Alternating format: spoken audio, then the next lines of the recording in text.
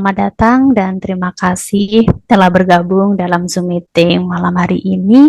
Perkenalkan, saya Jessica akan memoderatori diskusi malam ini yang diselenggarakan oleh kelompok belajar berbagi perspektif.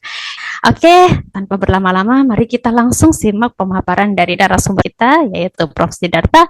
Waktu dan tempat kami persilahkan. Kita mulai saja ya. Malam ini kita lanjutkan untuk mendiskusikan satu tokoh yang namanya sudah pasti dikenal. Saya merasa ada kekurangan jika nama ini tidak pernah kita angkat dalam diskusi kita ya. Kita sering menyebut nama ini tapi kok tidak secara spesifik kita angkat pemikirannya. Jadi malam ini kita punya kesempatan untuk mendiskusikan pemikiran dari John Austin ini. Jadi kalau teman-teman perhatikan dengan baik di sini, ada satu alur di sini dari John Austin ke figur-figur yang cukup terkemuka dalam pemikiran positivisme hukum. Ya, pertama misalnya Han Kelsen, pasti nama yang sudah kita kenal ya. Dia dikenal tentu dengan pure norm teorinya, jadi teori yang murni tentang hukum gitu. Tapi makin lama kita melihat bahwa aliran yang kita anggap sebagai hard positivism, hard itu artinya yang positivisme keras begitu, itu makin lama dia akan makin melunak. Misalnya kita kenal ada Hart ya, lalu ada Joseph Rush, ada Jules Coleman, lalu kemudian ada Scott Shapiro. Nah, kita harap nama-nama yang ada di alur ini akan kita singgung semuanya gitu. Sudah Kelsen sudah sempat kita singgung, Hart sudah, mungkin nanti tersisa ada Rush, ada Coleman, dan ada Shapiro ya. Dengan berbagai macam jargon mereka yang terkenal, misalnya kalau Joseph Rush itu dikenal dengan exclusive positivism, kalau Coleman itu justru yang inklusif ya, dan Shapiro itu dikenal dengan law as a social plan gitu. Nah, ini kita akan lihat beberapa pemikiran-pemikiran mereka itu mungkin mengingatkan kita pada beberapa figur dari tokoh-tokoh hukum yang lain. Misalnya Scott Shapiro itu kalau dia menyebut law as a social plan, pasti teman-teman langsung terpikirkan, ini hubungannya apa ya misalnya dengan Ross Coupon yang mengatakan law as a tool of social engineering ya. Pasti ada kaitannya nanti pemikiran mereka, ada irisan-irisannya. Walaupun belum tentu mereka berkomunikasi satu sama lain, tapi pemikiran hukum itu begitu ya.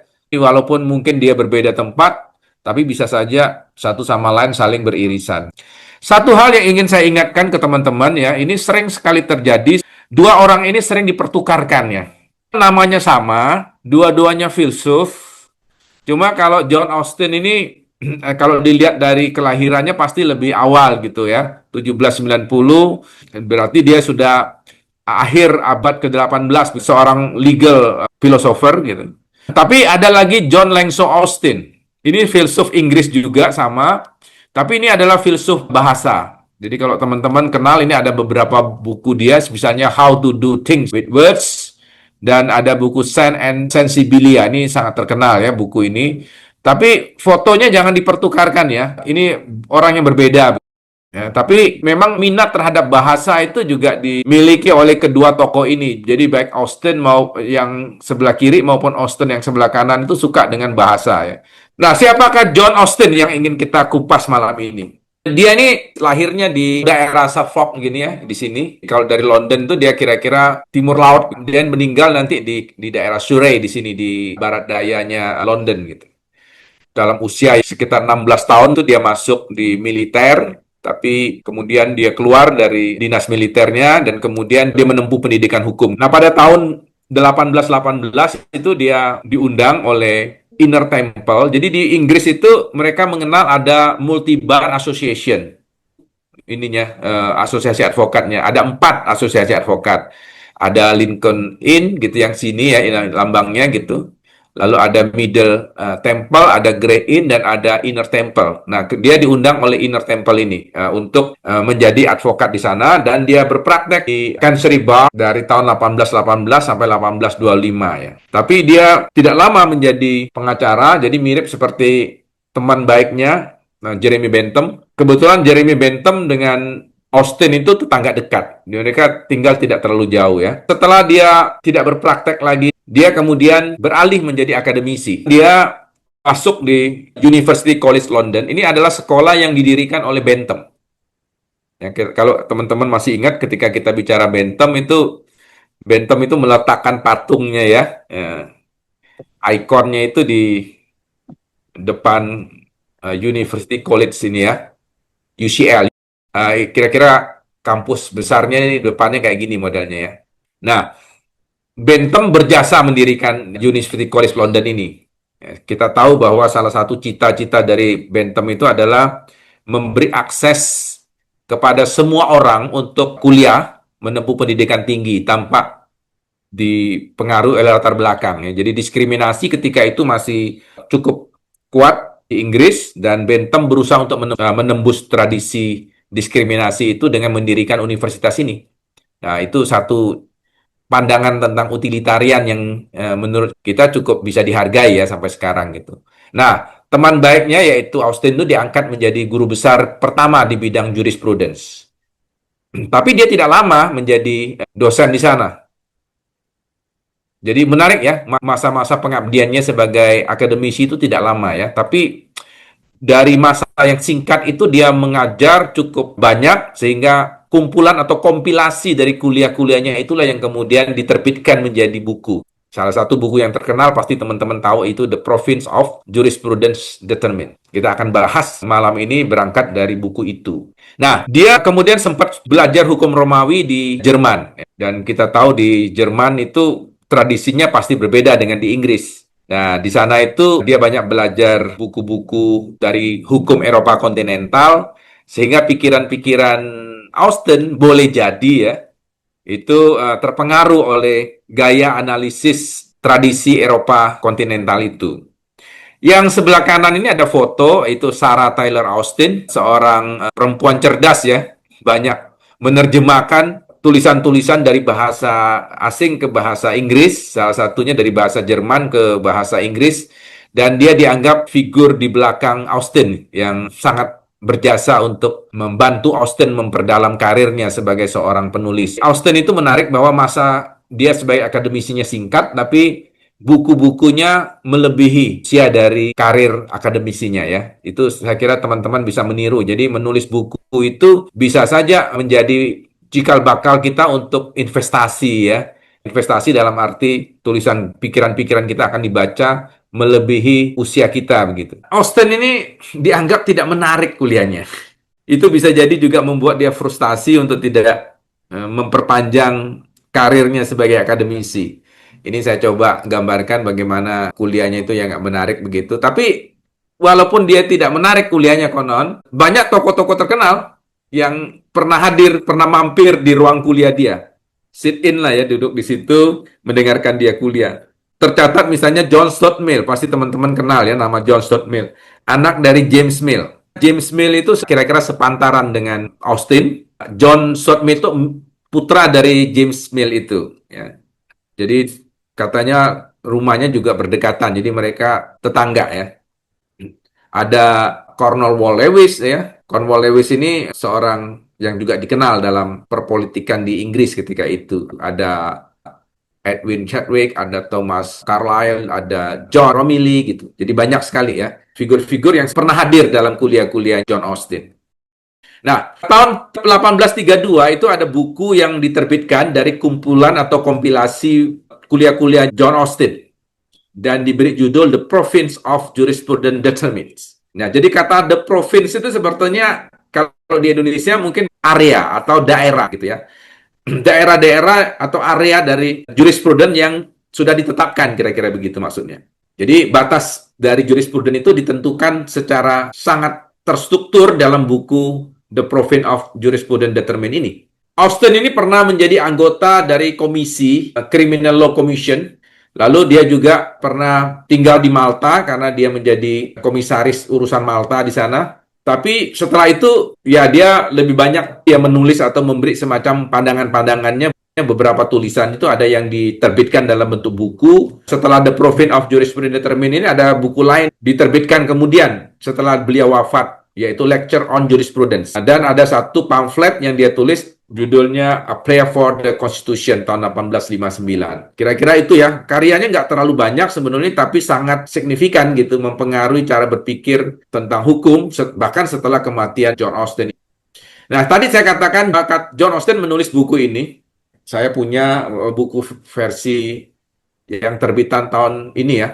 Kira-kira tahun 1832 mungkin covernya nggak seperti ini, tapi sekarang cover yang terbaru tentunya sudah beda ya. Tapi yang warna biru ini saya punya bukunya. Di buku ini ada 6 lecture yang dia buat, panjang-panjang tentunya lecture-nya, dan dia membahas secara sangat terstruktur. Jadi lecture pertama ini dia menentukan tentang objek, the province ya. Tadi saya mengatakan ruang lingkup, area atau batas-batas.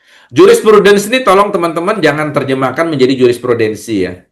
Ini lebih tepat sebetulnya teori ilmu hukum. Dia menentukan ya, objek dari jurisprudence itu apa gitu. Kita tahu bahwa objeknya itu hukum positif. Jadi kita nanti akan kita bahas ya, kenapa hukum positif begitu. Dan dia mendefinisikan hukum positif itu apa secara tegas di lecture 1 ini. Apa bedanya dengan moralitas, apa bedanya dengan kebiasaan, dengan metaforis gitu. Kita akan tahu nanti di sini ada banyak jenis-jenis hukum yang dia sampaikan. Lalu di lecture 2 dengan 4, dia membahas 3 indeks atau 3 kandidat tanda petunjuk dari standar moral itu. Mungkin kita bertanya, kenapa tiba-tiba seorang Austin melompat untuk membahas mengenai moral atau etika di dalam lecture 2 dan 4. Tidak lain dia tahu bahwa dalam tradisi sistem hukum di Inggris, tempat di mana dia tinggal ya, di situ, hukum itu dipandang tidak bisa terpisah dari moral. Dan dia merasa bahwa itu harus ditertibkan. Jadi dia menghabiskan bab 2 dengan sampai bab 4 itu ingin mempertegas bahwa batas-batas yang saya ingin sampaikan, kata Austin, itu harus Anda pegang, jangan dicampur adukan dengan dimensi moral. Dan dia mengatakan itu ada problem ketika kita mencampur adukan itu. Baru kemudian di lecture 5 dan 6, ia kembali ke analisis konsep-konsep hukumnya. Jadi analisis konsep-konsep hukum itu ada ciri dari analytical jurisprudence. Deskriptif konseptual itu adalah cara berpikir seorang penganut analytical jurisprudence. Kita tahu bahwa jurisprudence itu nanti tidak hanya sekedar analytical jurisprudence. Ada namanya misalnya normatif jurisprudence, ada namanya empiris jurisprudence, ada juga critical jurisprudence. Nah, Austin ini termasuk yang kategori yang pertama ya. Kita akan lihat bahwa buku ini dapat kita katakan mencoba untuk meletakkan dasar-dasar dari apa yang disebut dengan teori ilmu hukum yang analitik itu ya. Buku ini sebenarnya terdiri dari 6 lectures dan menurut saya agak sedikit kadang-kadang maju mundur gitu ya. Austin itu cirinya gitu menulis ya, dia sudah menyampaikan sesuatu kemudian nanti di tengah-tengah dia ngulang lagi gitu. Mungkin teman-teman akan merasa bahwa ini banyak pengulangan kalau kita mengikuti sistematika dari buku ini. Makanya saya mencoba udah mengelompokkan saja menjadi 3 pertanyaan besar, kemudian akan saya tutup dengan jawaban terhadap pertanyaan yang menjadi anak judul dari diskusi kita, yaitu apa perlunya analytical jurisprudence. Nah, pertama kita akan mencoba untuk menyelami pemaknaan Austin tentang hukum, jenis-jenis hukum, dan apa yang dimaksud dengan kehendak penguasa di situ. Nah, yang kedua nanti kita akan masuk ke diskursus kita tentang apa itu penguasa, the sovereign itu. Apa pula yang dimaksud dengan the sovereignty. Lalu ketiga, pembelaan Austin terhadap utilitarianisme. Dia sering disebut sebagai pengikut Bentham, tapi kita tahu bahwa tidak semua pikiran Bentham itu disetujui oleh Austin. Karena ini adalah berbagi perspektif, jadi ada cukup banyak dari tulisan buku itu yang merupakan tafsir saya terhadap pemikiran Austin. Kita mulai dari yang pertama ya, tentang pemaknaan Austin tentang hukum dan jenis-jenis hukum serta kehendak penguasa begitu. Ketika kita membahas pikiran Hart, mungkin beberapa bulan yang lalu ya, kita pernah masuk ke diskursus tentang pemikiran H.L.A. Hart. Menurut Hart, dan itu merupakan bagian dari kritik dia terhadap pemikiran Austin, ketika kita melihat hukum itu sebenarnya ada 2 sudut pandang, yaitu melihat hukum itu dari aspek eksternalnya dan dari aspek internalnya. Nah, saya coba untuk menggambarkan begini. Ini tentu saja tidak ada di bukunya Hart maupun di buku Austin ya. Jadi mungkin teman-teman bilang kenapa tiba-tiba nyelonong ke Hart ya? Ya karena Hart ini adalah tokoh penting yang menulis buku The Concept of Law yang berangkat dari kritik dia terhadap pemikiran Austin. Jadi ada baiknya juga kadang-kadang kita melihat seperti apa ya Hart melihat Austen, sehingga kita bisa lebih mengerti mengapa Austen menulis seperti itu gitu. Jadi orang mengatakan Hart itu tahu Austen itu ada di posisi melihat hukum dari sudut eksternal. Menarik ya, dari sudut eksternal. Padahal dia orang hukum ya. Kalau sudut eksternal itu artinya melihat hukum itu sebagai regularity of behavior. Anda kalau melihat hukum dari sudut pandang eksternal, Anda menjadi pengamat yang netral dalam melihat hukum. Di mata Anda, hukum itu terlihat dari pola-pola perilaku yang terobservasi secara indrawi. Termasuk kalau Austen melihatnya, reaksi dari perilaku itu karena ada bayang-bayang ketakutan terhadap sanksi. Jadi orang menaati hukum karena ada ancaman sanksi di situ. Orang mematuhi hukum karena itu. Dan itu menarik perhatian dari Austen. Sepanjang ada perintah yang mengandung sanksi, dan kemudian orang taat kepada aturan itu karena takut ya secara psikologis, ada tekanan sosial, ada ancaman itulah hukum sebetulnya. Jadi di mata penganut hukum yang dari aspek eksternal ini, tidak penting kita mendiskusikan apakah hukum itu ada sisi benar dan adilnya gitu. Nggak penting itu. Sehingga Austen mengatakan, sudah hukum itu adalah the command of the sovereign. Kalau mau lebih ditempatkan lagi adalah the command of the political sovereign. Hukum itu adalah produk dari penguasa politik. Produknya itu dalam bentuk perintah-perintah gitu. Nanti ini kita akan rinci lagi ya, cara berpikir Austen ini. Di sisi lain, ada cara melihat hukum secara internal. Nah, ini kita anggap cara ini melihat hukum itu tidak hanya melihat sekedar perilaku orang, tapi ada nilai-nilai yang diyakini dari hukum itu, atau dipesankan di dalam hukum itu. Betul bahwa aturan itu adalah standar perilaku juga, tapi ada sikap penerimaan orang terhadap hukum itu. Dan jika Anda melanggar hukum yang sudut pandang normatif ini, Anda sekaligus melakukan pelanggaran terhadap legitimasi hukum. Jadi, di mata orang yang ingin mengkritik Hart, orang akan langsung tahu bahwa ada perbedaan antara kewenangan dengan kekuasaan, kan? Kita yang terbiasa mungkin melihat hukum dari sisi internal ini akan mengatakan hukum tidak semata-mata perintah dan kemudian ada sanksi, karena itu nanti tidak bisa membedakan antara petugas pajak yang menagih pajak dengan seorang perampok yang sedang mengancamkan senjatanya ke kita. Sama-sama perintah. Tapi perintah ini perintah sekedar menuntut kepatuhan, kan? Silakan Anda kalau takut kehilangan nyawa ya Anda bayar. Tapi kalau ini kan enggak. Karena ada normative acceptance, maka apa yang dilakukan oleh petugas pajak itu kita anggap legitimate. Karena di situ ada penerimaan normatifnya. Jadi tidak sekedar kita takut pada sanksi, tapi sekaligus di situ ada penerimaan. Nah, saya berkali-kali menggambarkan ini sebenarnya tidak ada di buku Austen.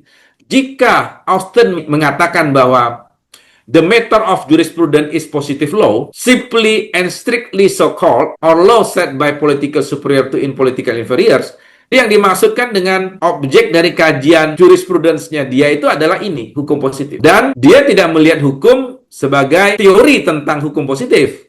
Karena kalau teori tentang hukum positif, posisinya itu masih ilmu hukum dogmatik. Austen sudah melangkah lebih jauh, analytical jurisprudence itu sudah teori di atas itu, yaitu teori ilmu hukumnya. Dengan demikian sebetulnya, kalaupun dia mengatakan bahwa jurisprudence itu, the matter of jurisprudence itu adalah positive law, kajiannya bukan kajian teori tentang hukum positif, tapi sudah meta teori tentang hukum positif. Jadi sudah dua level teori kan, makanya dia ada di sini sebetulnya. Tapi kita melihat teori di sini lebih banyak ditujukan untuk menganalisis hukum positif secara deskriptif konseptual. Dan dia mengartikan hukum positif itu diterjemahkan adalah hukum yang berupa perintah dari penguasa. Perintah itu ditujukan dari superior kepada inferiornya, dari atasan kepada bawahannya. Nah, nanti kita akan masuk ke sini ya, lebih jauh mengenai apa yang dimaksud dengan hukum di sini.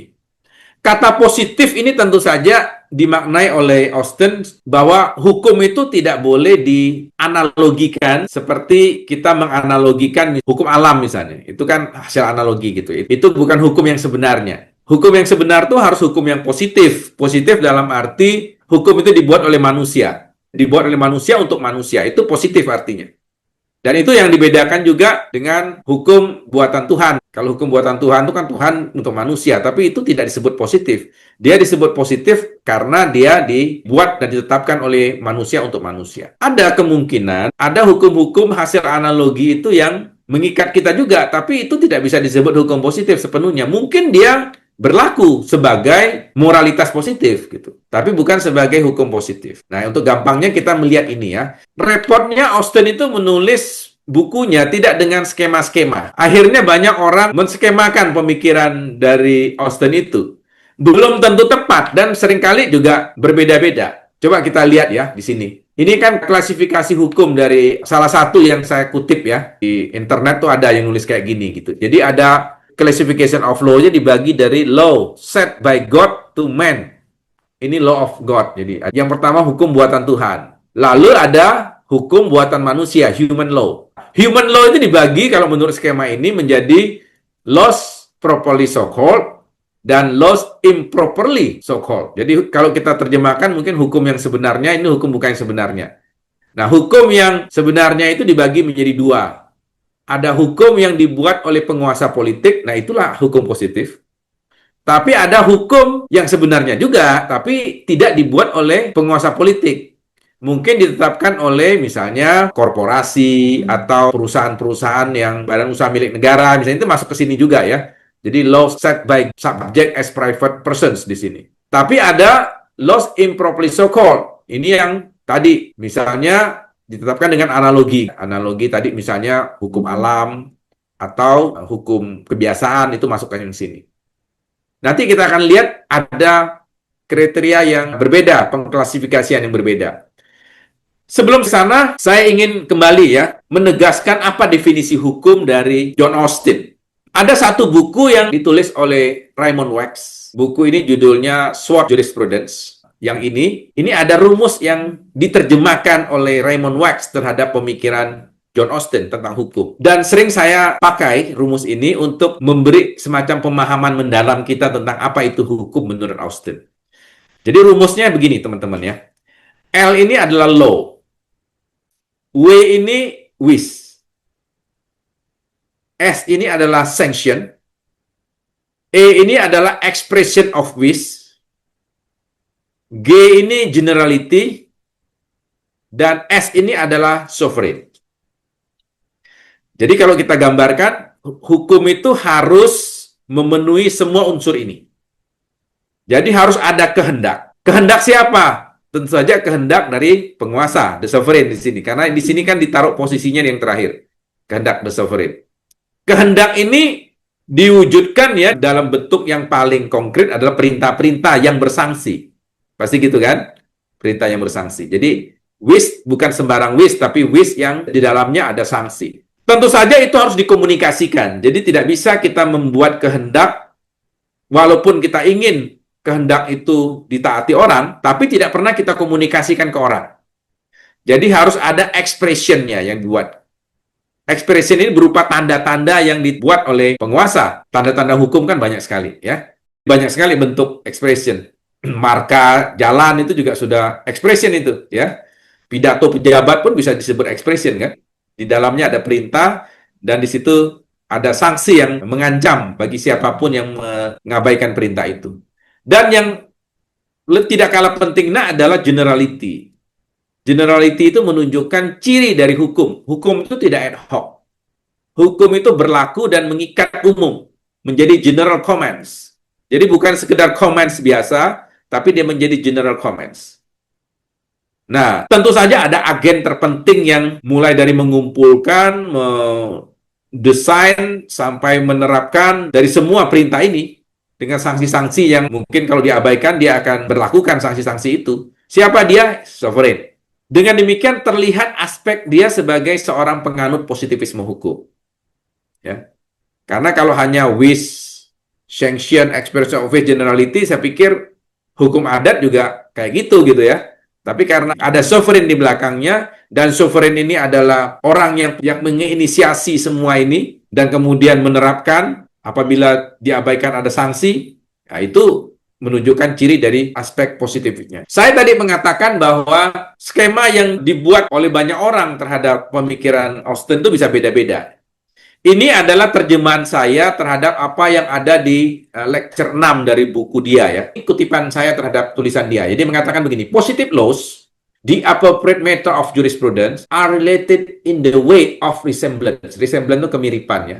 Or by a close or remote analogy to the following object. Jadi yang mirip-mirip dengan ini itu adalah yang satu ini. Yang pertama itu apa? In the way of resemblance, they are related to the law of God. Oke, kita letakkan law of God di sini. Kemudian yang kedua, in the way of resemblance, they are related to those rules of positive morality, which are laws properly so-called. Jadi ada yang namanya laws properly so-called di sini. Kemudian yang ketiga, ada yang by a close or strong analogy. Apa itu? Itu adalah yang disebutnya dengan opinion or sentiment in regard to human conduct. Hukum-hukum kebiasaan, adat istiadat masuk di sini, kemudian misalnya hukum internasional masuk juga di sini, bahkan hukum konstitusi, hukum tata negara masuk ke sini. Nomor 3 ini. Jadi lucu ya, hukum tata negara, hukum internasional tidak masuk ke positive law ya, masuknya ke sini, nomor 3. Tapi ada remote or slender analogy. Ini adalah hukum yang hasil metafora ya, hasil kiasan. Misalnya hukum gravitasi, kayak gitu ya. Hukum Archimedes itu masuk yang ini ya, yang nomor 4 ini. Jadi ada yang disebut resemblance ya, dengan dari hukum positif, yaitu nomor 1, hukum Tuhan. Kemudian ada hukum yang dibuat oleh penguasa non-politik, ya, misalnya oleh tadi private persons, subjek-subjek hukum privat ya. Kita lihat di sini, ini tetap dianggap sebagai laws properly so-called. Ya, karena ada aspek normatif juga di sini kan.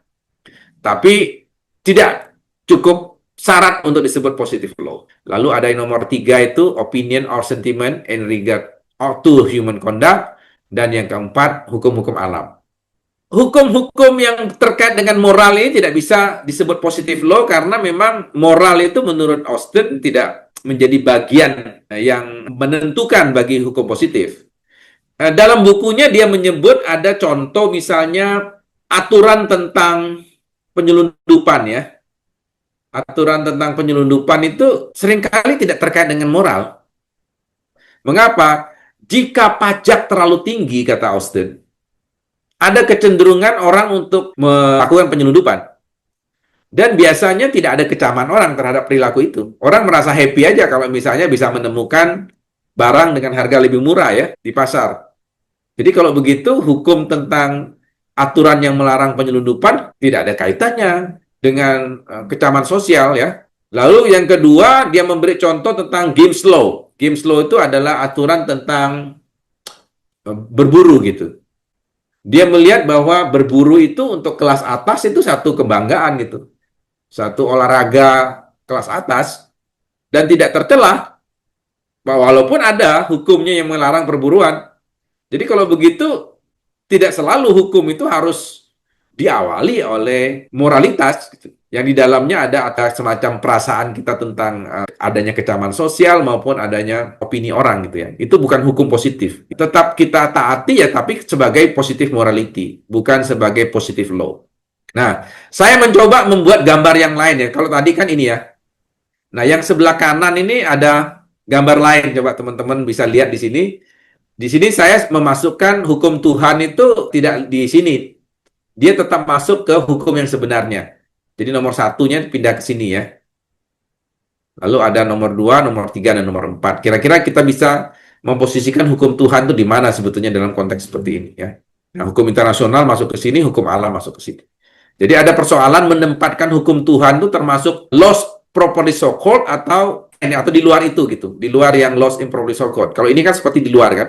Dia bagi dulu hukum Tuhan, hukum manusia, baru di hukum manusia itu dibagi 2. Kalau ini dari awal sudah dibagi dulu yang properly dengan yang improperly. Nah, di buku Raymond Wax itu saya lihat dia sedikit agak spesifik membaginya gitu. Modelnya kayak gini ya, dibagi.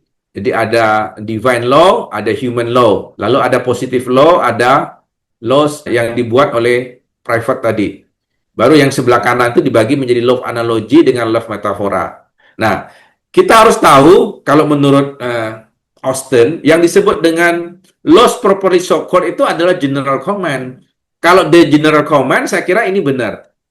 Jika kita mengartikan bahwa yang disebut dengan loss properly so called, artinya hukum yang sebenarnya itu adalah hukum yang memang berupa perintah untuk orang secara umum ya, maka itu bisa disebut hukum. Ya udah masuk hukum yang sebenarnya, maka laws of God masuk di sini. Jadi ada command of God, itu divine law, yang ini tadi. Ada command of the sovereign, itu masuk ke positive law. Lalu ada command of others. Di luar yang dua ini, berarti dia masuk ke positive morality. Nah, atas dasar itu, kemudian Raymond Wax dalam buku yang lain, yang saya sebut Understanding Jurisprudence, kemudian membaginya menjadi seperti ini. Ya, jadi ada human laws, ada law of God, lalu ada laws improperly so called, itu masuk ke hukum yang tadi ya, yang misalnya hasil dari analogi yang berupa pertama adalah laws yang dibuat oleh penguasa yang bukan penguasa politik di sini. Lalu ada yang berasal dari hukum-hukum yang berasal dari hukum alam, itu berbeda lagi, yaitu jadi sebutnya laws by slender analogy, dia masuk ke sini. Nah, menariknya di buku ini, Raymond Wax menambahkan satu di sini adalah yang disebut dengan declaratory laws, permissive laws, dengan law of imperfect obligation. Ini tidak dimasukkannya kepada properly so-called. Dia tidak mengandung sanksi hukum-hukum seperti ini ya. Jadi ada hukum yang sekedar menegaskan, hukum yang sekedar mengatur mengenai keberlakuan hukum seperti apa, mencabut ya, atau yang disebut dengan permissive laws dan imperfect laws. Jadi kalau kita lihat, Austin itu sudah menyinggung tentang apa yang disebut dengan rule yang sekunder itu, aturan-aturan sekunder. Dia tahu bahwa tidak semua hukum itu, hukum positif itu mengandung sanksi. Tapi kalau ada hukum positif yang dibuat oleh penguasa, tapi tidak diberi sanksi, bagi dia itu tidak memenuhi unsur hukum positif yang ada di sini. Dia masuk ke dalam kajian jurisprudence, tetapi dia bukan hukum positif. Dia mengambil contoh yaitu declaratory laws, repealing laws, permissive laws, dan imperfect laws, lex imperfecta. Jadi declaratory laws itu apa? Itu adalah hukum-hukum yang sekedar menjelaskan atau menegaskan. Misalnya hukum-hukum yang membuat definisi. Kalau teman-teman baca di tiap undang-undang itu kan ada pasal-pasal yang membuat definisi ya misalnya ya. Atau ada di penjelasannya, itu bukan hukum positif di mata Austin. Bukan yang ini. Karena apa? Karena di situ tidak ada sanksi kan di situ. Ya, hanya definisi kan. Atau bahkan hukum yang mencabut keberlakuan aturan dalam undang-undang sebelumnya. Yang tadinya kriminal menjadi dekriminal. Nah, kalau yang seperti itu tuh jelas yang disebut repealing laws itu bukan hukum positif. Aneh kan? Sebenarnya menarik ya di sini. Yang ketiga, permissive law. Aturannya ada, tapi ada pengecualian gitu yang boleh dilakukan untuk melanggar aturan itu. Jadi semacam izin gitu. Aturan-aturan yang memberi izin itu disebut permissive laws. Itu juga tidak dimasukkan kepada positive laws. Dan yang terakhir imperfect law, lex imperfecta. Aturan yang tadi, aturan tanpa sanksi, itu masuk ke yang ini. Ya. Nah, kemudian kita tahu bahwa human laws itu kan ada juga dibuat oleh, kalau oleh penguasa masuk ke kategori positive laws. Tapi ada yang dibuat oleh penguasa yang bukan penguasa politik. Nah, dibaginya antara lain ini, law set by man in state of nature. Ya. Lalu ada law set by the sovereign, not as political superior. Dan law set by subject as private citizen. Dia bagi lagi menjadi 3 di sini ya. Ini adalah penafsiran dari Raymond Wax terhadap klasifikasi hukum dari Austin. Ya. Dan semuanya ini terikat melalui positive morality. Di sini tidak ada kekuasaan menurut dia. Misalnya hukum internasional, hukum konstitusi atau hukum tata negara itu adalah no sovereign sama sekali. Mungkin teman-teman bilang, loh kok hukum tata negara nggak termasuk hukum positif? Ya, karena itu tidak memenuhi konsep sovereign. Sebab sovereign itu tidak boleh tunduk pada pembatasan terhadap kedaulatannya. Jika ada aturan yang membatasi kedaulatan, kekuasaan dari penguasa itu bukan hukum positif ya maksud dia. Nah, kita masuk ke topik kedua sekarang mengenai apa itu penguasa di sini. Jadi kalau teman-teman perhatikan di sini, Ini adalah tadi definisi tentang area dari kajian jurisprudence itu, yaitu sebagai di sini dibatasinya secara sangat rigid. Objek kajian jurisprudence adalah hukum positif. Simply and strictly, kata dia. Dan itu harus dibuat oleh penguasa. Jadi di sini kita lihat ada kehendak penguasa untuk membuat hukum itu. Makanya ada unsur wish yang pertama tadi, ya, kehendak. Dan dia termasuk tokoh hukum yang menganut teori tentang teori kehendak dalam hukum. Jadi ada tentang theory of will, ya, teori kehendak. Sama seperti Bentham lah, menganut teori kehendak. Cuma pertanyaan kita, kehendak ini kehendak penguasa saja atau kehendak penguasa atas nama masyarakat? Itu pertanyaan yang cukup mengganggu kita. Sebab orang menuduh pikiran dari Austin ini cenderung bisa otoritarian. Kalau penguasanya itu punya niat buruk, dia bisa membuat hukum sekehendak hatinya, kan? Sehingga kita mengatakan, wish ini wish yang mana sebetulnya? Nah, di situ nanti akan ada persoalan tentang full will. Kehendak penuh. Nah, kalau kita menganut tentang kehendak penuh, berarti kita meyakini bahwa penguasa itu tidak boleh semena-mena menentukan kehendak. Jika itu dimunculkan, maka Austin tidak bisa dituduh. Cenderung bisa otoritarian. Karena dari awal dia mengatakan will saya itu, atau wish, ya, itu tidak semena-mena, itu harus full. Nah, di buku Raymond Wax ini ada penjelasan yang cukup menarik, ya, tentang ini. Kalau kita melihat di sini bahwa yang disebut dengan sovereignty itu harus kekuasaan yang tidak terbatas dan tidak dapat dibagi. Itu seperti mengacu bahwa kalau Anda menjadi penguasa, tidak boleh ada aturan hukum positif yang membuat Anda terpasung oleh hukum positif itu. Jadi bayangkan ada hukum positif dibuat oleh seorang penguasa, tapi si penguasanya itu terikat pada hukumnya sendiri. Itu nggak boleh. Kalau itu, berarti penguasanya belum berdaulat. Mengapa? Karena dia tunduk pada bayang-bayang kekuasaan yang lebih besar dari itu. Kekuasaannya harus kekuasaan yang tidak terbatas dan tidak terbagi. Itu yang dimaksud. Jadi, bahwa Austin pendukung tadi, ya, kekuasaan mutlak. Dan uniknya, lecture 6 dari tulisan di buku The Province of Jurisprudence Determined itu, Austin membahas tentang republik. Jadi negara yang dikuasai bukan oleh satu otoritas monarki. Kita tahu Inggris itu kan dikuasai oleh raja, ya. Raja atau ratu gitu. Monarki. Penguasa tunggal gitu. Tapi uniknya, karena mungkin saja Austin itu melihat situasi di Eropa, ya, di Eropa kontinental, dia melihat bahwa persoalan tentang sovereign sebenarnya tidak harus dikuasai oleh monarki, kekuasaan itu. Bisa juga oleh rakyat. Jadi menjadi pertanyaan kita, Austin ini layak nggak dituduh sebagai pencetus teori yang mendukung otoritarianisme, seperti sebagaimana dituduhkan oleh banyak orang. Nah, kita coba membaginya begini. Kalau kita melihat bahwa kekuasaan itu, ini full will atau enggak gitu kan, pertanyaan kita ke dia.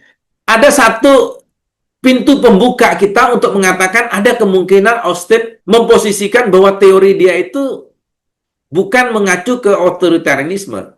Mengapa? Karena ada sisi positif dari sovereignty itu. Apa sisi positifnya? Jadi ada positive side, ada negative side, ya. Kalau negative side itu, the sovereign is not in the habit of obeying anyone. Dia tidak punya kecenderungan untuk patuh pada siapapun. Jadi penguasa mutlak sovereign, yang disebut dengan sovereign itu. Jadi kekuasaannya ini tidak terbatas, tidak terbagi. Tapi dia mengatakan harus ada sisi positif. Apa itu? Yaitu the bulk of the population habitually obeys the sovereign. Sebagian besar populasi terbiasa menaati perintah penguasa itu. Jadi ada the habit of obedience. Ada kebiasaan dari orang, dari inferiors. Kan ada ini superior, ini inferior, kan? Di sini dia memberi command, memberi perintah, dan di sini harus ada respon untuk menaatinya. Jadi seperti gayung bersambut begitu. Dengan demikian tidak hanya satu arah kan wish itu. Kehendak itu bisa dari dia, kehendak untuk memerintah, tapi kehendak untuk taat itu harus ada. Hukum positif itu harus mencerminkan sovereignty seperti itu. Jadi, seperti di sini saya melihat hukum itu the command of the first sovereign, backed by sanction, didukung oleh sanksi. Tapi otoritas hukum berasal dari kekuasaan faktual. Harus faktual kekuasaannya. Itu apa? Power to curse, untuk memaksa. Dan sovereign itu ditaati karena apa? Karena ada habit of obedience. Dan kepatuhan itu dijelaskan secara empiris psikologis, yaitu takut pada sanksi. Mereka itu awalnya, orang itu kan awalnya takut gitu. Takut, takut, takut, takut. Lama-lama dia terbiasa berbuat itu, akhirnya menjadi habit of obedience. Jadi orang menaati hukum karena takut. Lama-lama jadi biasa. Nah, ada satu buku lagi yang menarik. Jadi kalau kita baca buku Austen, kita perlu ada buku pendamping ya. Satu buku yang ditulis oleh J.W. Harris. Buku ini juga sering saya pakai ya. Laws and Legal Science judulnya. Nah, di sini Harris memasukkan Austen ini ke dalam teori kehendak. Dan teori kehendak itu punya dua proposisi. Atau punya dua teorem. Teorem A dan teorem B.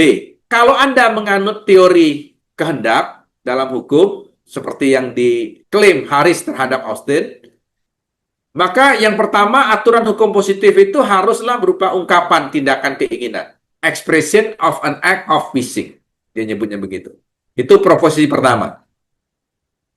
Proposisi kedua adalah tentang sistem hukum. Jadi sistem hukum itu adalah semua aturan hukum positif yang berasal dari kehendak penguasa yang sama. Nah, atas dasar itulah J.W. Harris ini mengatakan kesatuan penegakan hukum memerlukan kesatuan kehendak.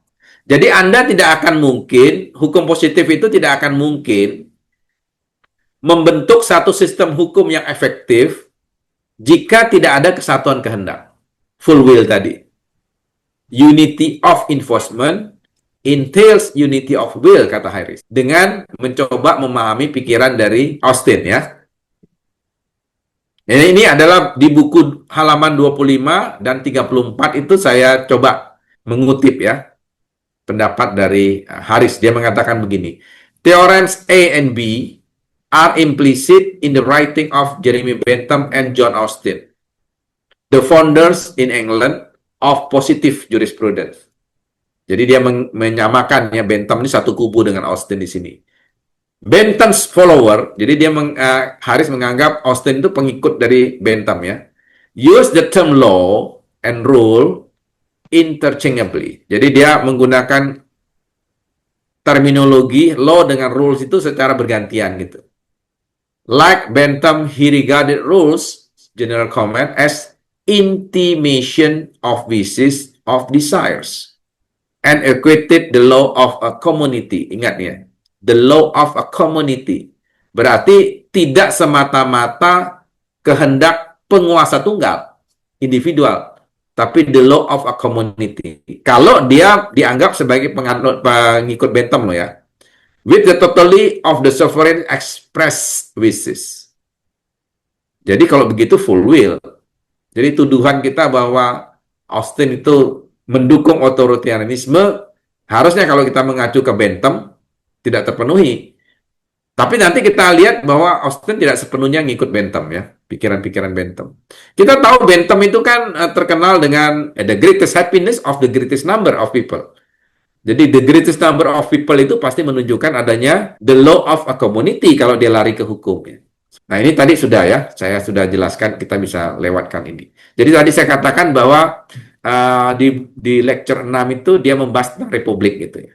Jadi kalau di sini sebenarnya dia ingin mengatakan urusan bentuk negara itu tidak penting, tidak menjadi penghalang. Di negara monarki, pikiran seperti yang disampaikan oleh Austen juga bisa dipakai, ya definisinya tetap bisa berlaku. Di negara yang sistem republik juga oke gitu ya. Kita masuk ke pembelaan Austen terhadap utilitarianisme. Austen ini karena dianggap sebagai penganut Bentham, maka Austen sering disebut naif gitu, seorang empirisis yang naif. Bentham itu kan disebut naif kenapa? Karena segala sesuatu bisa dikuantifikasi gitu, itu naif banget ya. Seolah-olah kebahagiaan itu bisa dialami orang, kemudian pengalaman itu bisa dihitung gitu. Itu naif gitu ya, seperti itu. Nah, Austin seperti apa? Nah, di situ kita lihat Austin berbeda. Ini saya kutip tulisan dari Roger Cottrell ya, di bukunya tahun 84 ya. Lalu ada Raymond Wax saya kutip lagi di tadi Understanding Jurisprudence di halaman 82. Jadi teman-teman kalau punya bukunya bisa melihat bagaimana pikiran Austin menurut mereka ini sudah dapat diterapkan dalam kekuasaan negara modern gitu. Jadi sudah keluar dari pemikiran hukum yang klasik, dia sudah masuk ke sana. Nah, ini adalah rumus dari naif empirisis seorang yang bernama Jeremy Bentham. Kita lihat kalau tadi Austin itu L sama dengan WSEG plus S. Nah, kalau Raymond Wax mengatakan Bentham nggak gitu. Kalau Bentham itu beda lagi, dia L sama dengan SVS CEM. S itu sign, hukum itu tanda. Dia mulai dari gitu. Hukum itu harus berupa tanda. Tanda apa? Tanda yang mencerminkan kehendak. Jadi ada semacam sinyal-sinyal kehendak. Dan itu yang diadopsi oleh penguasa. Kan sebenarnya kita lihat S jadi sini ditaruh di tengah kan oleh Bentham. Tapi kalau Austin terakhir sini plus S di terakhir kan. Nah, lalu ada C. C itu apa? C itu conduct. Jadi ada tanda-tanda dari kehendak yang diadopsi oleh penguasa berangkat dari perilaku kepatuhan dari masyarakat tadi. Jadi ada habit of obedience. Di sini kita lihat sebenarnya sama ya pikiran mereka. Lalu ada events. Event itu adalah peristiwa-peristiwa. Dan itu artinya harus ada event tertentu agar pernyataan tersebut menjadi sarana untuk menyebabkan terjadinya kehendak itu. Dan itu adalah motif dari perilaku orang. Cara berpikir ini menunjukkan sisi yang berbeda antara Bentham dengan Austin. Karena Austin itu melihat ada sanksi, commands itu menjadi penting gitu. Lalu ada expression of wish-nya menjadi penting, generality ditekankan di situ. Nah, Bentham tidak melihat itu. Makanya Bentham ini tidak masuk dalam kelompok analytical jurisprudence versi yang rigid seperti yang diperagakan oleh Austin. Nah, kalaupun kita ingin memasukkan Austin sebagai penganut utilitarian, dia bisa masuk sebagai utilitarian yang aturan. Jadi, dia lebih memilih di sini. Sebab ada utilitarian tindakan kan. Kalau utilitarian tindakan itu kan orang langsung bahagia apa enggak ya? Jadi lebih melihat sebagai konsekuensi yang dihasilkan dan jangka pendek. Austin tidak kayak gitu. Mungkin Bentham lebih tepat kita masukkan ke sini. Jadi berbedanya kita lihat di sini ya. Austin di sini, Bentham lebih ke sini. Ya, ini garisnya mungkin tipis ya, tapi menurut saya menarik untuk dicermati ya, karena kecenderungan kalau Anda utilitarian tindakan, Anda sangat pragmatis biasanya ya. Sama seperti saya gambarkan di sini, orang yang menyeberang jalan ini ada, saya lihat di atas ini kan ada jembatan penyeberangan. Ya, kenapa dia mungkin nggak lewat? Ya mungkin karena dia merasa ya itu tindakan yang paling lebih menguntungkan ya, jangka pendek gitu, cepat selesai. Tapi tidak melihat kebaikan maksimal untuk umum gitu. Nah, kalau kita untuk aturan, kita akan melihat itu sebagai kebaikan umum gitu. Membunyikan klakson itu mungkin tidak bisa ya kita jadikan kebaikan umum. Tapi dalam sisi hal seperti ini walaupun ada tanda larangan tidak boleh membunyikan klakson, mungkin kalau ketika ada orang menyeberang seperti ini, si pengemudi mobil harus membunyikan klakson kan seperti itu. Jadi tidak bisa kita katakan yang mana yang lebih baik, yang mana yang lebih buruk, tergantung akhirnya situasi. Kapan kita melakukan utilitarian aturan, biasanya dalam kondisi normal kita pakai ini. Dalam kondisi yang mungkin sedikit abnormal, ya ada tuntutan kontekstual jangka pendek, kita lebih pakai utilitarisme tindakan. 2 dan bab 4, Austin itu mencoba untuk mengembalikan pendekatan utilitarian itu. Mengapa? Karena menurut Austin, kalau kita tetap berpegang pada moralitas Tuhan, pertanyaannya bagaimana mengukurnya ya, moralitas Tuhan itu. Kan dia mengatakan boleh jadi itu penting, tapi moralitas seperti itu harus dinilai secara rasional. Jadi mirip seperti Bentham, ingin ada rasionalitas di dalam berhukum, termasuk ketika kita ngomong moral itu tidak boleh begitu saja, seolah kita terima apa adanya, harus ada pertanggungjawaban moralitas itu dari segi rasionalitasnya. Nah, dia mengatakan ada 3 teori untuk menilai moralitas yang berasal dari Tuhan itu. Yaitu dengan menggunakan pure utility, mencari kegunaan umumnya. Lalu ada pure moral sense, intuisi. kesadaran moral, atau campuran dari dua itu. Austin mengatakan utility, ini yang pertama, pure utility itu pilihan yang paling rasional, karena dapat diuji untuk menjelaskan cara petunjuk hukum Tuhan itu. Jadi ini yang pertama ya. Jadi mengapa dia tetap bisa dianggap sebagai pengikut utilitarian? Ya karena dia mengatakan kalaupun kita ingin memasukkan aspek moralitas dengan membawa nama Tuhan, maka Anda perlu menjawab dulu, kita tahu kehendak Tuhan itu dari mana? Jangan dari intuisi, kesadaran moral, itu nggak bisa dipertanggungjawabkan. Juga nggak bisa mencampur adukkan rasionalitas dengan intuisi, harus full rasional gitu. Dan membaca kehendak Tuhan yang rasional itu adalah dengan melihat konsekuensi atau kebahagiaan umum melalui pengalaman-pengalaman sosial. Jadi aspek tadi, the factual obedience gitu. Orang tuh patuh secara faktual terhadap hukum, baru, oh ya, ini berarti ada kegunaan yang dirasakan oleh masyarakat itu. Nah, dengan demikian kita bisa mengatakan Austin masih satu kubu dalam hal membaca aspek kehendak ya, klaim-klaim kehendak itu. Terakhir, saya ingin meng-highlight pertanyaan tentang seberapa perlu ya kita melihat analytical jurisprudence ini. Tadi saya menyebutkan bahwa analytical jurisprudence itu penting karena dia secara deskriptif konseptual itu mampu menjelaskan secara jernih apa definisi-definisi yang bisa kita pertanggungjawabkan terhadap konsep-konsep penting, konsep-konsep kunci dari hukum itu. Hukum itu apa sih sebenarnya gitu? Hukum itu ya aturan yang meletakkan kewajiban. Nah, kalau gitu kewajiban itu apa? Apa bedanya aturan dengan perintah? Apa itu kepentingan? Apa itu hak? Apa itu keabsahan hukum? Semua itu harus terjawab. Nah, tugas dari analytical jurisprudence itu ngutak-ngatik itu. Kalau Anda suka dengan utak-atik seperti itu, Anda pasti menyenangi teori hukum analitis ini. Jadi mereka ini sangat rigid dalam membuat definisi. Dia sangat patuh dan tertib dalam penggunaan satu istilah. Itu ciri dari analytical jurisprudence. Karena bagi dia problematika hukum itu berawal dari ketidakjelasan kita dalam membuat definisi. Ya. Terstruktur cara berpikirnya, Anda harus mulai fokus pertama-tama menilai hukum itu bukan semata-mata melihat pada dia isinya bermoral apa enggak. Padahal Anda sendiri tidak bisa menganalisis maknanya secara rasional, secara logis. Itu jauh lebih penting. Nah, ini ciri-ciri dari analytical jurisprudence. Jadi dia berorientasi pada klasifikasi konsep. Konsep harus jernih gitu. Mencari hakikat atau struktur umum dari hukum. Karena tadi jurisprudence itu memang menjadikan hukum positif sebagai objek kajian, tapi karena dia sudah sampai tingkat teori ilmu hukum, dia tidak boleh lagi terikat pada hukum positif suatu negara. Dia harus hukum positif pada umumnya. Ada generality yang sampai pada tingkat meta teori hukum positif. Gitu. Nah, metodenya dekat dengan filsafat analitik, makanya disebut analytical jurisprudence. Jadi, dia tidak perlu selalu ada data sosiologis kayak gitu ya. Walaupun itu mungkin relevan gitu, tapi eksperimennya itu banyak lebih ke thought eksperimen. Contoh-contohnya melalui kasus-kasus imajinasi biasanya.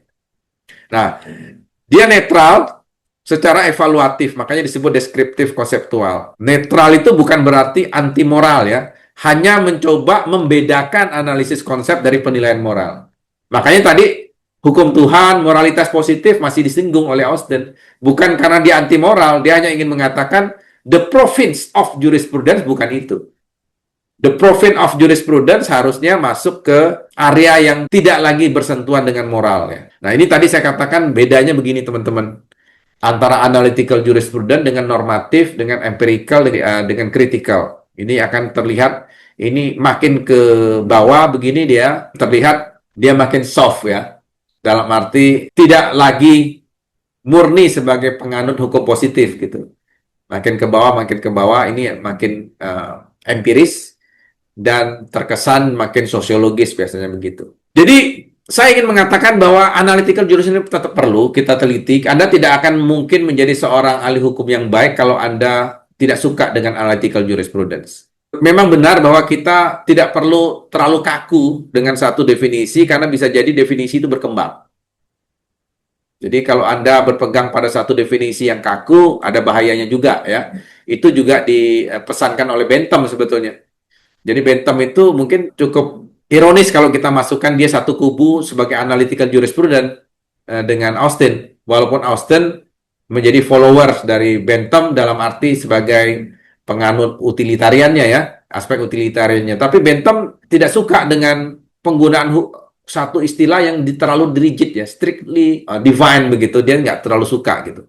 Kritik kita tentu saja terhadap analytical jurisprudence adalah karena tidak semua analisis hukum itu harus berangkat dari definisi yang kaku seperti yang diperagakan oleh penganut analytical jurisprudence. Misalnya kita ambil contoh empirical dan critical jurisprudence. Itu kadang-kadang mereka punya banyak definisi dan itu sah-sah saja. Dengan teori sosial yang berbeda, metodologi riset yang berbeda, itu bisa membuat malah pemahaman kita tentang hukum menjadi lebih kaya gitu. Dan seringkali ada ketegangan soal siapa yang mendefinisikan konsep. Jadi analytical jurisprudence itu kan ingin atau dia punya asumsi bahwa teori yang ditunjukkan dengan membuat definisi konsep itu bisa diterima semua orang. Kenyataannya tidak selalu begitu. Setiap orang yang mendefinisikan seringkali membawa alam pikirannya juga, background atau sudut pandangnya sendiri. Jadi konsep yang dianggap netral itu kadang-kadang juga asumsi-asumsi yang spekulatif juga. Kira-kira begitu ya teman-teman. Nah, ini slide terakhir saya katakan tadi, ada beberapa aspek yang sudah sering dikritik orang terhadap Austin, tapi saya coba ulangi lagi. Misalnya, memaknai hukum positif itu selalu ada sanksi, itu berarti hanya memasukkan hukum positif sebagai norma perilaku. Ini jelas tidak demikian halnya, karena kalau hanya norma perilaku berarti kita menutup kemungkinan ya bahwa hukum positif itu bisa berubah, bisa ditafsirkan berdasarkan kewenangan yang berbeda gitu. Ada diskresi dan sebagainya, itu tidak bisa diterima. Jadi belajar hukum itu akhirnya menjadi sangat terkukung ya, seperti belajar aturan yang sangat primitif begitu. Lalu sanksi, kalau dikatakan menjadi ciri dari hukum positif itu sepertinya sudah tidak terlalu tepat gitu ya. Sebab norma-norma sekunder yang tidak terkait dengan sanksi juga banyak. Sanksi adalah salah satu norma sekunder, tapi bukan norma sekunder satu-satunya. Nah, kompleksitas hukum di zaman modern juga tidak mungkin lagi bisa menerima definisi hukum serigid seperti Austin. Karena hukum itu tidak selalu produk politik. Jadi yang disebut dengan penguasa perdata gitu ya, private persons itu kadang-kadang di era zaman modern itu juga lebih dominan dalam membuat hukum ya. Misalnya model law yang dibuat oleh penguasa digital, mungkin itu bisa jadi juga sama pentingnya dengan hukum positif di era sekarang. Lalu ada potensi otoritarianisme. Kalau kita, tadi walaupun saya mengatakan akhirnya kita bisa menilai Austin bukan sebagai pendukung otoritarianisme, tapi ada potensi kalau dia mengatakan kekuasaan tidak dapat dibagi gitu, dia harus mutlak, jelas itu menunjukkan ada potensi untuk itu. Potensi ya, potensi itu ada gitu. Itu kira-kira yang bisa saya sampaikan. Saya kembalikan ke moderator ya. Siapa tahu ada tanya jawab ya. Silakan. Baik, terima kasih banyak atas pemaparannya yang bernas, Prof. Siddhartha. Bapak, Ibu, rekan-rekan yang hendak menanyakan langsung pertanyaan ke Prof. Siddhartha atau tanggapan, silakan raise hand terlebih dahulu. Saya utamakan yang raise hand sebelum saya masuk ke pertanyaan di kolom chat. Oke, silakan, Mas Olsen. Saya persilakan. Baik, terima kasih kepada moderator. Prof. saya kebetulan ada pertanyaan soal sovereignty ini ya, kekuasaan. Padahal itu saya masih bingung kedaulatan dan kekuasaan. Kalau kedaulatan itu kan secara akumulasi kan totalnya ya. Kalau kekuasaan itu siapa yang berkehendak untuk siapa yang berkehendak untuk memerintah dan berkuasa. Nah, dalam pertanyaan saya ini, dalam pandangan Prof. sendiri yang membaca buku oleh filsuf Austin ini, sebenarnya sovereignty itu dikatakan kan dikehendakkan oleh sang penguasa atau yang memiliki power atau untuk rakyat. sebenarnya posisi rakyat itu, kalau di Indonesia kan pemerintahan tuh berdaulat untuk masyarakat. Tetapi ketika masyarakat ini ingin memposisikan kekuasaan mereka lebih tinggi dari pemerintah itu, apakah sovereignty ini bisa hancur dalam pandangan pemerintah atau penguasa, atau dalam pandangan Austin sendiri kekuasaan itu sudah berjalan sedemikian? Hmm, hmm. Oke, itu saja Prof. Terima kasih. Ya, langsung dijawab aja atau gimana, Mbak Jessica? Baik Prof, langsung dijawab saja Prof. Ya, kita sebenarnya teman-teman tidak harus saya yang jawab ya. Saya kalau misalnya ada yang ingin juga ikut menjawab, silakan ya. Jadi kita bisa mengatakan bahwa Austin tidak membedakan antara kekuasaan dengan kedaulatan sebenarnya. Dan itu adalah sasaran tembak yang memang dilakukan oleh Hart terhadap Austin. Makanya kan dalam buku Hart itu, The Concept of Law itu, dia mulai dari cerita orang yang ada dalam gunman situation, orang yang ada seperti di bawah ancaman senapang begitu, seolah-olah hukum tuh kayak gitu. Padahal sebenarnya orang menaati hukum bisa jadi bukan karena takut pada sanksi, gitu, tapi bisa jadi karena menganggap bahwa orang yang memberikan perintah itu orang yang memang legitimate. Itu justru perlu ditekankan, kata Hart.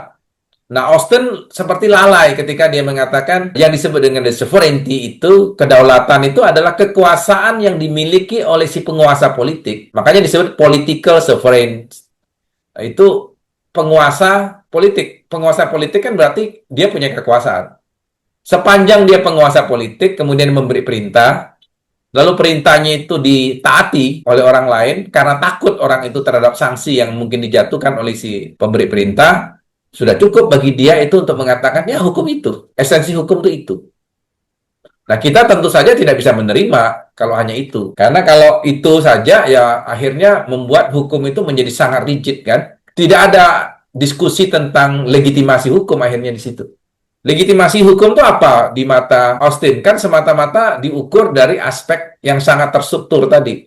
Ya. Tapi persoalannya, kalau kehendak penguasa itu tidak sama persis dengan kehendak rakyat, bagaimana? Masih legitimate nggak? Austin tidak bicara itu ternyata. Dia tidak bicara tentang keharusan dari penguasa untuk menangkap aspirasi dari warganya secara full. Walaupun secara implisit, nah ini saya ngomong implisit ya, kita bisa menafsirkan Austin punya keinginan kayak gitu. Makanya Haris tadi mengartikan tadi, ya kan, full enforcement entail full of will. Dia kan tadi mengatakan secara positif hukum itu ditaati. Harus ada aspek positifnya dari hukum, yaitu orang taat. Walaupun dia embel-embelnya taat karena takut sanksi. Tapi nggak apa-apa taat. Taat itu berarti secara faktual terlihat hukum itu berlaku di masyarakat. Tapi negara yang orang taat pada hukum karena sanksi itu pasti nggak sehat, kan? Di mana-mana nggak sehat. Karena begitu sanksinya dicabut atau pengawasan dicabut, terjadi anarkis, kan? Kita bisa bayangkan orang takut itu karena ada CCTV misalnya, bisa bayangkan. Begitu terjadi tiba-tiba mati listrik misalnya, CCTV nggak bekerja, wah terjadi huru-hara, orang kemudian melakukan apa misalnya, penjarahan terjadi di mana-mana. Itu bisa berbahaya banget tuh negara kayak gitu. Karena menaati hukum itu hanya semata-mata secara psikologis takut pada sanksi. Tapi Austin itu hati-hati ya, dia mengatakan inilah the province of jurisprudence. Dia lagi sedang membuat pagar, batas-batas dari teori hukumnya. Kalau Anda ingin menganalisis hukum, perlu Anda bikin batas itu. Nah, batasnya dia bikin kayak dikurung sama dia. Hukum tuh kayak gitu dikurungnya. Walaupun ada teoretisi hukum lain yang ingin, ya kurungannya terlalu sempit itu, ayo lebarin dong gitu. Walaupun ada konsekuensinya, ketika akan melebar, Anda akhirnya tidak menjadi analytical jurisprudence. Ada jurisprudence yang lain, yaitu misalnya tadi normatif jurisprudence, seperti dilakukan oleh Kelsen misalnya, itu normatif jurisprudence. Atau tadi empirical jurisprudence, atau critical jurisprudence. Nah, sekarang kita kan jadi repot nih, kita nyalakan Austin dengan batas dia yang sangat rigid dalam melihat hukum, Tapi tiba-tiba kita memaksa dia untuk keluar dari pakem analytical. Itu sih sebenarnya. Jadi kita sebenarnya ketika mempelajari teori Austin, kita sadar dia kakinya sedang berpijak di mana. Oh, dia seorang analytical jurisprudent. Nah, pakem-pakem analytical jurisprudent itu kayak gitu. Melihat hukum itu hanya the comments. Sebab dengan cara demikianlah dia ingin mengatakan hukum itu Anda lihat dari aspek strukturnya, yaitu hasil dari perintah penguasa. Soal dia kemudian aspirasinya sama dengan aspirasi rakyatnya atau tidak, itu persoalan yang berbeda. Yang dia lihat hanya secara faktual, rakyatnya taat. Cukup. Taatnya itu taat karena apa? Oh, karena takut sanksi. Gitu. Semata-mata sesimpel itu ya. Walaupun kita bisa membantah bahwa di negara yang sehat harusnya sanksi tidak lagi menjadi faktor. Misalnya kalau kita berpikir model Immanuel Kant ya, imperatif kategoris itu jelas bukan karena sanksi, tapi karena kewajiban moral. Tapi ketika ngomong kewajiban moral, itu bukan analytical jurisprudence lagi. Terima kasih, Prof. Baik, terima kasih banyak Prof. Sidarta dan Mas Olsen. Ini sudah dikirimkan oleh Mas Rudi ya, pertanyaan dari ChatGPT, Prof. Jadi pertanyaannya adalah sejauh mana teori command of sovereign masih memadai untuk menjelaskan sistem hukum modern yang kompleks dan demokratis? Saya tadi mengatakan masih relevan sepanjang kita tahu bahwa batas definisi yang diberikan oleh Austin itu definisi yang rigid gitu. Kan sah-sah saja orang membuat definisi konseptual kan, seperti itu. Jadi tidak bisa kita salahkan, buktinya toh buku Austin masih tetap kita baca dan kita merasa paling aman kan kalau membuat definisi itu rigid. Kalau memang begitu. Karena kalau definisinya kita bikin longgar, kita harus siap juga untuk berjibaku dengan batas keilmuan kita kan. Sebenarnya ilmu hukum kita akhirnya akan semacam ilmu yang berhimpitan juga atau bergeseran atau beririsan dengan ilmu-ilmu empiris tentang hukum kan. Misalnya kita masuk ke empirical jurisprudence, itu pasti akhirnya orang akan bertanya, Anda sudah nyebrang belum ya ke sosiologi hukum? Anda sudah nyebrang ke psikologi hukum apa belum gitu? Kan akhirnya jadi gitu. Tapi kalau Anda analytical jurisprudence, Anda aman. Ini area yang tidak dimasuki oleh ilmu empiris. Gitu. Jadi boleh dikatakan dia seperti menarik. Kalau kamar itu dia masuk ke kamar yang paling aman gitu, bukan kamar yang ada di pinggir gitu, tapi ruang yang memang terlindungi dengan batas-batas yang jelas bahwa itulah area dari jurisprudence yang analitik gitu. Gitu. Dia perlu apa enggak? Saya kira udah saya jawab sih. Untuk zaman modern seperti sekarang, dia perlu kenapa? Dalam rangka untuk menertibkan konsep-konsep yang seringkali memang membuat kita bingung dengan banyaknya konsep itu. Jadi konsep kita sering bertabrakan satu sama lain dengan konsep dari ilmu lain. Misalnya ilmu sosiologi, ilmu kebudayaan, dan sebagainya. Penting nggak di konsep-konsep itu diperdebatkan? Penting, tapi ketika kita ingin merenung dengan kembali ke pangkuan keilmuan hukum, nah analytical jurisprudence adalah tuan rumah yang paling baik untuk membangun ya kesadaran itu gitu. Jadi belajar hukum yang sangat genuine itu mungkin analytical jurisprudence gitu, yang genuine ya. Itu ya, saya nggak tahu ChatGPT terima nggak jawaban saya.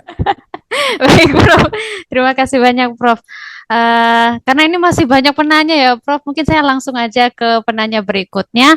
Mas Eza Triyandi, silakan Mas.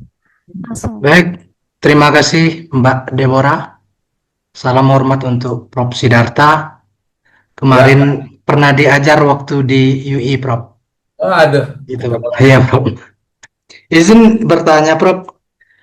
Sepanjang saya telah menyimak apa yang disampaikan Prof, saya menambah keyakinan saya bahwasanya sampai hari ini memang belum ada pendefinisian hukum secara konkret gitu, Prof. Ya, kira-kira semua bervariatif tergantung pada kepentingan dan apa lainnya. Begini, Prof, yang ingin saya tanyakan, kebetulan pernah membaca tulisan Prof di salah satu jurnal undang kalau nggak salah, Prof, yang terbit di Universitas Jambi mengenai putusan-putusan yang layak untuk dijadikan bahan objek kajian gitu, Prof. Nah, pertanyaan saya begini, Prof. untuk dalam konteks putusan, Prof ya. Putusan yang semacam apa, Prof, yang kira-kira menjadi relevan sebagai objek kajian untuk kita, para akademisi hukum atau penggiat hukum dalam mengkaji sebuah putusan? Ataukah parameternya adalah kualitas putusan itu sendiri, atau kuantitas putusan, atau semuanya dijadikan sebagai sumber rujukan untuk menganalisis putusan dalam menemukan makna daripada putusan tersebut?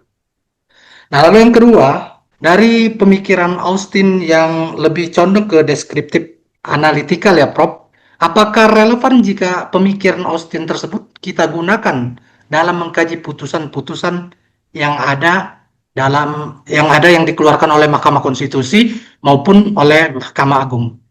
Begitu, Prof. Terima kasih. Mohon pencerahannya. Terima kasih, Mas Esa. Pertama, yang soal penelitian putusan ya.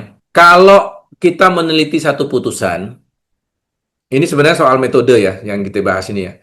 Kalau kita mengkaji putusan, umumnya kita mengkajinya dengan pendekatan yang kasuistik. Karena kasus. Nah, kalau pendekatannya kasuistik, kita tidak membutuhkan adanya kesimpulan untuk menggeneralisasi. Karena memang kasuistik. Artinya kesimpulan itu berlaku untuk kasus itu. Kalau kajiannya kasus, satu kasus itu. Tapi kalau teman-teman ingin melihat ada tren, misalnya dari 10 tahun terakhir, misalnya, tentu saja nggak mungkin meneliti satu kasus kan? Atau satu putusan maksud saya. Harus beberapa putusan. Nah, ketika kita sudah meneliti beberapa putusan, ada kecenderungan kita menginginkan ada kesimpulan yang mencoba untuk membuat generalisasi terhadap kecenderungan itu. Nah, sekarang pertanyaannya tujuan dari penelitian kita mau yang kemana?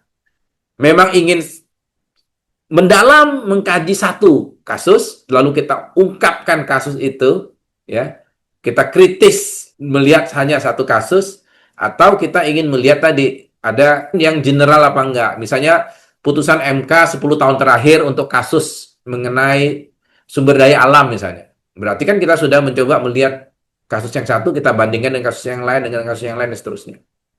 Itu sih yang nomor 2. Jadi soal putusan mana yang sebenarnya pasti putusan yang menurut kita punya problematika ya. Kalau putusannya tidak punya problematika, ngapain kita analisis? Kan gini, Mahkamah Agung misalnya itu seringkali kan kalau membuat putusan itu hanya sekedar misalnya melihat ada nggak alasan untuk pengajuan kasasi misalnya. Sudah melampaui kewenangan apa enggak, misalnya kayak gitu-gitu ya. Kalau hanya sekedar itu kan pertimbangan dari hakim kasasinya sangat sumir gitu. Tidak menarik ya. Tapi kita melihat, oh mengadili sendiri. Nah, itu menarik tuh. Berarti hakim yang judek jurisnya jangan-jangan sudah mengatakan, saya tinggalkan baju judek juris saya, sekarang saya seolah-olah seperti judek fakti. Saya nilai juga faktanya. Nah, itu bisa jadi putusan-putusan seperti itu menarik ya. Atau yang ada dissenting opinion atau concurring opinion. Itu biasanya bisa menjadi ciri bahwa kasusnya kompleks. Buktinya hakim-hakimnya sendiri tidak aklamatif gitu ngambil kesimpulan gitu. Nah, itu biasanya ciri-ciri dari putusan itu menarik untuk dikaji. Gitu sih. Yang kedua itu apa? Soal teori Austin ya. Untuk mengkaji putusan, wah penting ini Pak. Misalnya ketika kita sudah mulai harus membuat deskriptif konseptual ya. Itu Austin mengajarkan kita itu sebenarnya. Bagaimana membuat kajian-kajian yang secara deskriptif konseptual itu bisa kita sajikan. Bagaimanapun juga kalau kita meneliti, kita harus membuat definisi. Karena kita ketemu banyak terminologi yang mencerminkan konsep-konsep kan.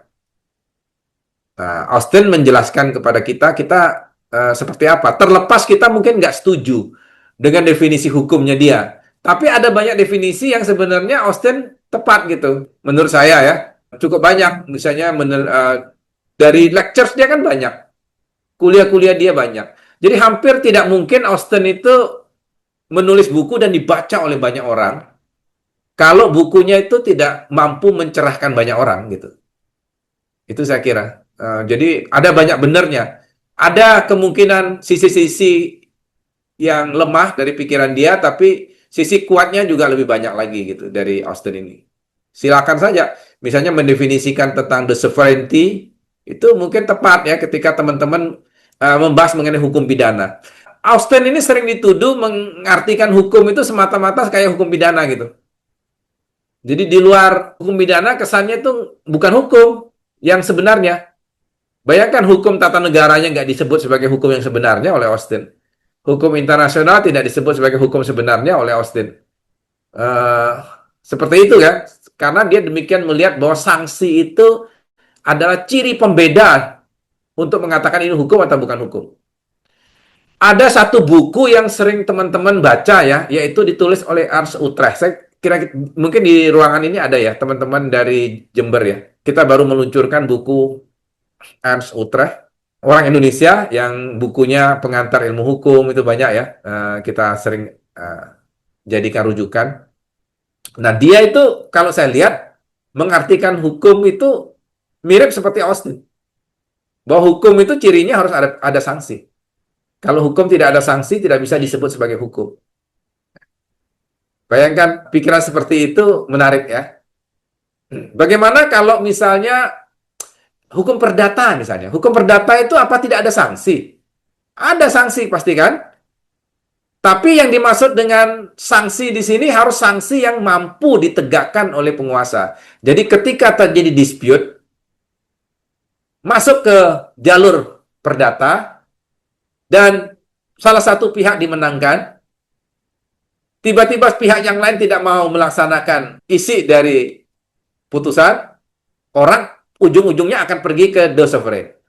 The sovereign itulah yang kemudian akan mengeksekusi kan melalui kekuatan publik. Nah, di situ berarti ada kekuasaan publik yang menjadi ciri dari hukum. Repotnya kalau ada kekuasaan publik yang tidak bisa menggerakkan itu nggak ada gunanya. Mungkin Perserikatan Bangsa-Bangsa itu kayak gitulah kira-kira ya. Kenapa hukum internasional itu tidak bisa dianggap sebagai hukum? Tidak ada yang mengeksekusi itu. Resolusi PBB itu begitu banyak yang diabaikan kan. Bahkan oleh negara yang menjadi tempat markas PBB-nya ada di situ gitu. Ini ada lagi dari Mas Adi, udah dari tadi, sejak tadi nih paling pertama bertanya di kolom chat. Beliau nanya gini, Prof. Benarkah pandangan yang menyatakan bahwa dalam banyak hal kebijakan pemerintah maupun proses penegakan hukum dan putusan pengadilan lebih cenderung mengadopsi paham utilitarian tindakan atau act utilitarian dari Jeremy Bentham daripada utilitarian aturan atau rule utilitarian John Stuart Mill? Begitu juga dalam konteks studi tentang John Austin ini, bagaimana implementasinya dalam praksis dan studi akademik tentang hukum di Indonesia. Terakhir, mohon info buku terbaru karya Prof. Sidarta yang diterbitkan dan bisa dibeli di mana. Terima kasih. Waduh, kesannya kayak jualan jadinya. Utilitarisme aturan itu lebih dekat dengan cara etika deontologis berpikir. Dalam situasi normal, kita biasanya pakai utilitarisme aturan. Jadi bayangkan ya kalau misalnya kita dalam suasana, kita ada di satu ruangan, di ruangan itu ditulis misalnya dilarang memecahkan jendela. Kan dalam situasi normal kan kita taat kayak gitu. Karena itu dia taat pada utilitarisme aturan gitu. Karena aturannya mengatakan mana the do's and the don'ts-nya itu jelas dalam situasi apa Anda harus berbuat apa. Nah, tapi ketika ada kebutuhan yang sangat kontekstual yang mendesak, orang biasanya nggak lihat jangka panjang. Orang lihat jangka pendek. Nah, baik buruknya itu dinilai dari apa yang Anda dapat keuntungan dari jangka pendek itu. Pertanyaannya, di Indonesia seperti apa? Saya melihat kita itu terlalu gampang untuk berpindah. Ada kecenderungan kita untuk berpindah dari utilitarisme aturan ke utilitarisme tindakan. Karena kita selalu menganggap bahwa situasi atau kondisi itu semacam alasan pembenar, walaupun situasionalnya belum cukup syarat untuk berpindah. Begini misalnya, kalau teman-teman lihat di jalan tol itu ada bahu jalan, lalu ada jalur lambat, setengah cepat, dan jalur cepat kan begitu ya. Coba lihat, kalau situasinya agak macet sedikit, orang sudah rame-rame masuk ke bahu jalan. Padahal sebetulnya bahu jalan itu bukan diperuntukkan untuk orang lewat dalam keadaan mobil macet gitu, kendaraan situasi macet. Bukan itu. Bahu jalan itu tidak diperuntukkan untuk orang lewat dalam kondisi macet. Bahu jalan itu untuk mobil yang mungkin mengalami kerusakan atau kendala gitu ya. Orang lari ke situ, bahu jalan itu tujuannya. Di banyak negara seperti di Jepang itu mereka walaupun jalur bahu jalannya kosong, orang nggak mau lewat karena dia merasa bahwa situasinya belum darurat. Gitu. Pertanyaan kita, macet itu darurat apa enggak? Nah, itu yang saya katakan tadi, orang udah gampang nge-switch gitu. Oke, ini sudah darurat nih, padahal sebetulnya belum darurat. Itu yang situasi yang mengubah dari aturan ke tindakan itu dengan cepat kita lakukan.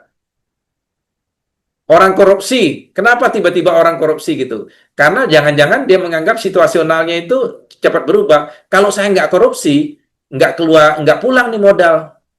Nah, itu kan menjadi alasan pembenar kan? Jadi orang mencari pembenaran hanya karena ada situasi yang mungkin menurut pemahaman dia sudah masuk ke situasi abnormal. Kecenderungan kita untuk mengabnormalitaskan situasi yang normal, itu yang sering terjadi di dalam konteks kita. Tidak berarti ekutorianisme itu buruk ya, saya tidak mengatakan begitu. Dalam hal-hal tertentu kita harus lakukan, kayak tadi, dalam situasi darurat, harus memecahkan jendela karena tindakan itu yang seharusnya yang benar, ya itu harus kita lakukan. Bahkan disediain kan itu ya, alat pemecah kacanya, itu kan menunjukkan bahwa act utilitarianism itu tindakan yang benar kalau kondisinya memang layak untuk dilakukan. Soal buku, ada satu buku yang saya tulis dengan Pak Stefan Kos ya, itu judulnya Kecerdasan Artifisial dalam Hukum Keperdataan. Itu yang baru terbit kira-kira 2 bulan atau 3 bulan yang lalu ya. Itu dari saya. Baik, terima kasih banyak Prof atas tanggapannya. Izin Prof, saya mungkin mau tahu kira-kira dari John Austin tadi itu berkaitan dengan masalah sanction. Contohnya apa? Seperti umpamanya sekarang sudah menonjolkan berkaitan dengan masalah penyelesaian-penyelesaian yang sifatnya soft yaitu seperti RG itu. Nah, jadi apakah pemikiran-pemikiran dari Austin ini berkaitan masalah elemen hukum itu, sanksi ini masih mempunyai bobot semakin lama, saya maksud semakin ke depan, atau nanti ini akan bisa bergeser sanksi itu tidak lagi menjadi penting apabila masyarakat perilakunya sudah memang semakin berkualitas gitu. Izin Prof. Ya, tergantung kita mendefinisikan sanksi sih Pak. Austin itu kan sebenarnya kalau kita lihat, dia tidak suka dengan pluralisme hukum. Nah, kalau kita lihat cara berpikir itu kan sudah mulai ditinggalkan, bahkan oleh para pegiat hukum pidana gitu. Makanya kita nilai-nilai yang hidup dalam masyarakat sudah kita adopsi juga, walaupun ya, tetap saja harus dengan hukum positif, dalam arti harus dapat legitimasi dalam bentuk peraturan di daerah yang bersangkutan. Jadi kita sebetulnya seperti ngelepas kepalanya, ekornya masih kita pegang nih. Itu kan cara, kalau saya mengibaratkan pembentuk Undang-Undang Nomor 1 Tahun 2023 kita tuh masih kayak gitu tuh. Pengertian nilai-nilai yang hidup dalam masyarakatnya masih dianggap seperti itu. Jadi masih tetap harus diberi label hukum positif dulu. Itu pengertian itu ya. Tapi kan ajaran perbuatan melawan hukum material misalnya sudah sejak lama disuarakan orang. Itu kan menunjukkan bahwa ada pengakuan terhadap non-state law. Bahkan dalam hukum pidana sekalipun yang mungkin sangat kuat ya menjaga asas legalitasnya gitu. Nah, diskursus seperti ini kan menurut saya menjadi penting ya untuk kita lakukan terus-menerus. Apakah sanksi itu makin lama akan makin ditinggalkan? Saya mengatakan tetap harus menjadi syarat yang perlu bagi hukum, tapi bukan syarat yang cukup. Bahwa seolah-olah kalau hukum yang sanksi sudah cukup untuk menjadi hukum gitu. Dia perlu. Kalau dia perlu kan berarti kita mempersoalkan sekarang siapa yang harus menetapkan sanksinya dan kemudian bagaimana mekanisme dari penerapan sanksi itu. Itu kan menjadi persoalan yang lain lagi. Misalnya saya bercontoh begini Pak Musa. Di era sekarang ini kan tidak selalu negara itu menjadi satu-satunya pembentuk hukum. Ada otoritas non-negara yang juga mempunyai kekuasaan gitu untuk membuat hukum. Misalnya asosiasi profesi, itu kan bisa membuat hukum kan. Para dokter, itu bisa asosiasi Ikatan Dokter Indonesia itu bisa membuat hukum loh. Memang generality-nya enggak. Generality dalam arti berlaku umum untuk mengikat enggak. Tapi dia punya dampak. Jika terjadi kasus yang menimpa antara pasien dengan dokter, maka hukum akan menyerahkan kepada dokter itu, Ikatan Dokter Indonesia, untuk mengadili dulu membersnya gitu ya, anggota-anggota dari Ikatan Dokter Indonesia-nya. Dan sanksi yang diberikan oleh organisasi itu jauh lebih menakutkan kadang-kadang. Mengapa? Karena kalau sampai Ikatan Dokter Indonesia itu kemudian mengatakan yang bersangkutan itu melanggar norma-norma keprofesiannya, dia bisa dicabut, paling tidak diberi rekomendasi untuk memperpanjang izin prakteknya. Itu bahkan lebih mengerikan. Sanksinya tidak selalu harus sanksi pidana. Sanksinya bisa berbentuk sanksi lain, sanksi organisatoris. Kadang-kadang itu jauh lebih efektif, yang mengikat obedience dari si membersnya gitu. Itu kan menunjukkan bahwa sanksi tidak boleh hanya semata-mata ditentukan oleh negara gitu, tapi oleh lembaga non-negara pun. Gitu. Jadi sanksi tetap menjadi ciri dari hukum menurut saya, tetapi harus kita maknai secara lebih longgar daripada apa yang dimaknai oleh Austin sebagai sanksi oleh state atau the political sovereign yang menjatuhkan sanksi. Soal restoratif justice dan sebagainya itu saya kira relevan ya dengan Austin sebenarnya sekarang ya. Saya pikir menarik itu untuk melihat kecenderungannya bahwa sanksi itu dimaknai secara lebih longgar tadi ya dari waktu ke waktu. Dan saya setuju Pak bahwa sistem hukum yang makin sehat sebetulnya akan membuat negara itu makin rileks, tidak perlu terlalu tegang untuk selama 24 jam ngawasin warganya. Oke, itu dulu. Akhir kata, saya Jessica pamit undur diri. Terima kasih banyak atas antusiasmenya semuanya. Salam sehat dan sampai jumpa di pertemuan berikutnya. Terima kasih. Terima kasih, Prof. Terima kasih, Prof. Prof. Siddhartha.